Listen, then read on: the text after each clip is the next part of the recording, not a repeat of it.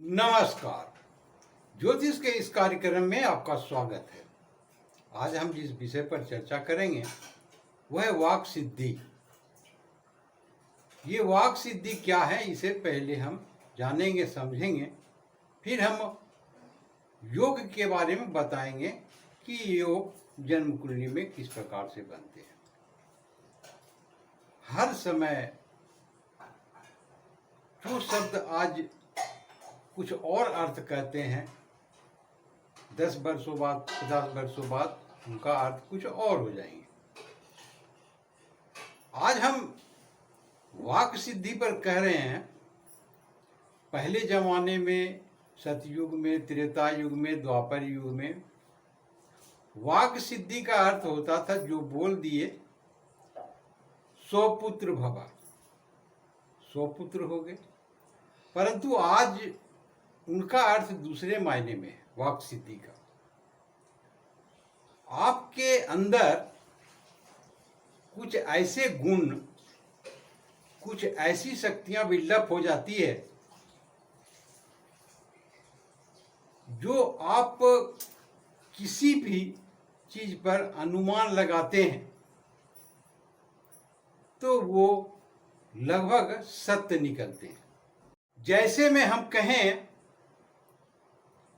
कि कोई भी एक अच्छे जानकार, जैसे शेयर मार्केट में वो अनुमान लगाते हैं कि ये शेयर ऊपर चढ़ेंगे, ये शेयर डाउन हो जाएंगे, गिर जाएंगे, और वैसा ही होता है। तो ये उनकी वाक सिद्धि है, इसी को कहते हैं।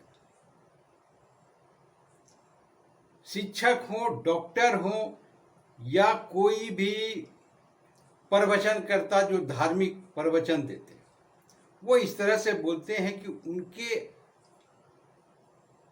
वाणी में वो आकर्षण आ जाते हैं कि जो एक बार सुन ले तो उनकी इच्छा होती कि दोबारा फिर सुने। कुछ डॉक्टर में से खासियत होते हैं, पेशेंट सोचते हैं कि जब भी बीमार पड़ूंगा तो इसी के पास ये बढ़िया इलाज, आकर्षण।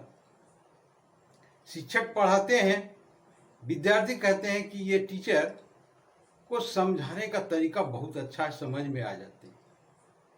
आज वाक सिद्धि का अर्थ यही है। तो अब ये समझने का प्रयास करेंगे कि ये जन्म कुंडली में किस प्रकार से बनते हैं। तो सर्वप्रथम जान लें, वाणी के घर दूसरे भाव होते हैं। यहां यदि कोई भी शुभ ग्रह, चंद्रमा, बुध, गुरु और शुक्र, ये अगर मान लिया जाए गुरु बैठे हुए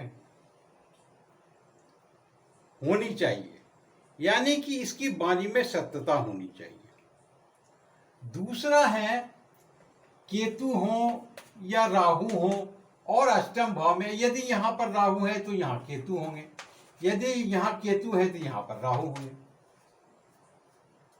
ये दूसरे भाव और अष्टम भाव में ये स्थितियां बननी चाहिए। अब हम आते हैं वाणी के कारक ग्रह को लेते हैं। ये तो भाव पर होंगे, वाणी भाव में ये स्थितियां होनी चाहिए। अब हम आते हैं वाणी के कारक ग्रह के पर।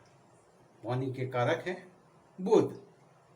बुध यदि 1, 4, 7, 10 इन भाव में हो, या पंचम या नवम भाव में हो, तो वाक सिद्धि हो जाती है। लेकिन सभी के अनुमान अलग अलग होते हैं। किताब के अनुसार ये मैंने आपको बता दिया। अब हम भी अपना कुछ अनुभव देते हैं।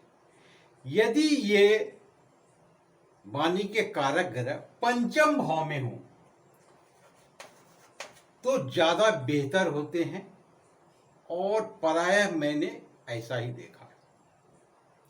अब इनके साथ में जो भी ग्रह होंगे और वो जन्म कुंडली को किस प्रकार से बनाते हैं, ये भी देखने की बात होती है। ये व्यापारी होंगे, ये प्रवचन देंगे, ये डॉक्टर होंगे या शिक्षक होंगे, तो उन पर इसके वाणी का प्रभाव पड़ेगा। पंचम भाव और 11वें भाव के कनेक्शन हो जाते हैं। ये आय भाव हैं, तो हो सकते हैं इन्हीं के माध्यम से, इन्हीं के द्वारा इनका आय भी हो।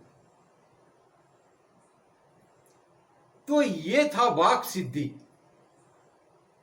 आशा करता हूं आपको ये भली भांति समझ में आ गया होगा। आपने वीडियो देखा, इसके लिए शुक्रिया, धन्यवाद।